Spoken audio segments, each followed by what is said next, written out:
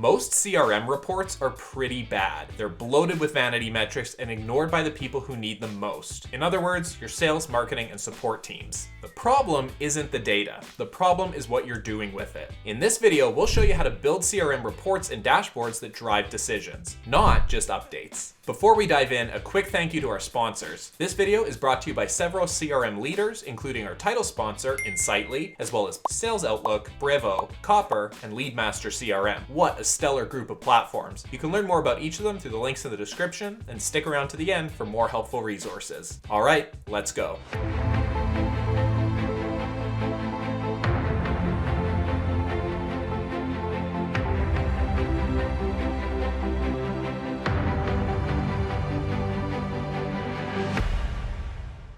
Here are 5 tips for how to make better, more data-driven decisions with your CRM. Tip number 1, build dashboards around questions, not KPIs. Don't start with what metrics should I track? Start with what decisions do we need to make? For sales, where are deals getting stuck? Which reps are falling behind on activity? Are we on pace to hit this month's quota? For support, which accounts are spiking in ticket volume? Are we meeting SLA response times? Who's at risk of churn so we can do something about it? Instead of random smatterings of graphs, you'll now have something like a pipeline health dashboard with deal aging, stalled stages, or win rate by rep, or a support risk dashboard with ticket spikes, CSAT drops, and product tags, all organized around questions you're getting grilled on in every pipeline call. Tip number 2, flag high priority risks. Great CRM reporting is forward-looking. It doesn't just tell you what's broken, it tells you what might break next. Your best friends here are filters and automation that surface red flags. For example, deals in stage equal proposal for 14 plus days, or accounts with CSAT under 3 and contract renewals in 30 days, or reps with under 50% task completion this week. Then, when those key risks are identified, tie them to automation with alerts to managers, triggers for coaching tasks, and feed into weekly syncs.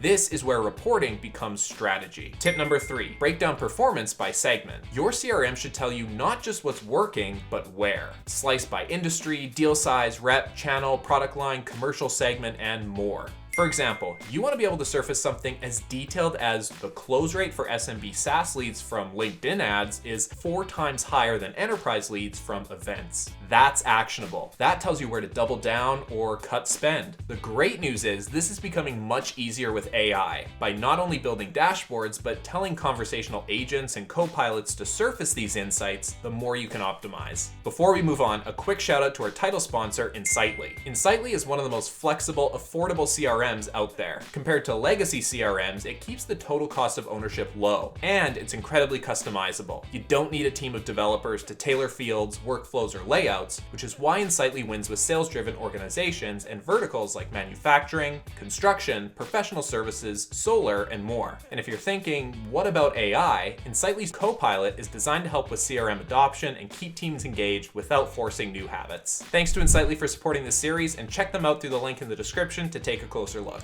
Now back to the list. Tip number 4, visualize activity to revenue. Most CRMs can tell you how many calls were made, but only a smart setup tells you whether those calls matter. What you should aim to do is link logged activity to revenue outcomes. For example, create a report called revenue per activity type, grouped by rep, region, and or lead source. Then you can see rep A sends fewer emails but closes more because she spends more time on proposal calls. That's gold for coaching, and that's how you evolve your sales process with evidence, not vibes. Tip number 5, add data quality reporting. Most teams never report on their CRM hygiene until it's too late. Data decay costs you trust, efficiency, and forecasting accuracy. Build a data quality dashboard that includes metrics like percent of deals missing close dates, percent of contacts without email or title, duplicate accounts or contacts, and orphan tasks or unassigned leads. Set thresholds, review monthly, and assign cleanup tasks. If you don't maintain the engine, your CRM stops running like one. There you have it, 5 tips for how to make data-driven decisions with CRM analytics and reporting. Of course, all this is becoming much easier with AI, so check out our other videos on AI and CRMs to stay ahead of the curve. One more big thank you to the CRM sponsors who made this series possible, including our title sponsor, Insightly, as well as Sales Outlook, Brevo, Copper, and Leadmaster CRM.